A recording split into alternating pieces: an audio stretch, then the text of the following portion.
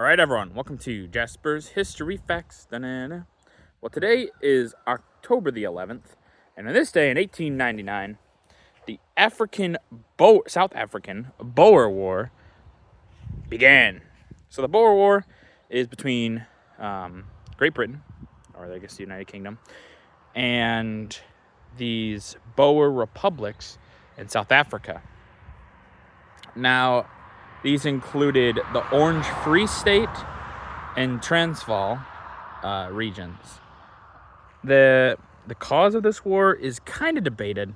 The British claim it was to keep their suzerainty of these nations, and these nations say they were trying for freedom. It's maybe a little bit more complicated than that.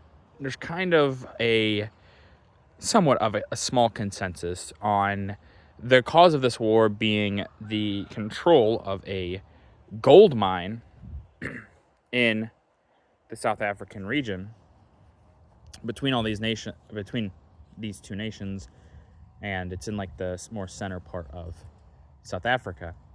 And realistically, it's probably kind of the reason. There's probably a mix of reasons, obviously, that this war happens. This war will end in a British victory. They just had more that they could bring to bear than the Boers. The Boers could only bring about 88,000 at most men to the field. The British, at the pinnacle of this war, brought about 500,000 men. So just a little bit of difference in manpower. This would actually be the largest war for Great Britain between the Napoleonic Wars and World War I. They spent about 200 million pounds in this war, which is a pretty big deal.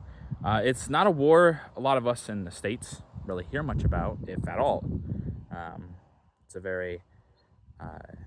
over there, I don't even know how much they would talk about it. If you are from the UK or South Africa, let me know. But would things have been really different if Britain lost here? They could have, actually. If these people were able to fight off Great Britain, World War I would have really been the British trying to prove themselves, potentially.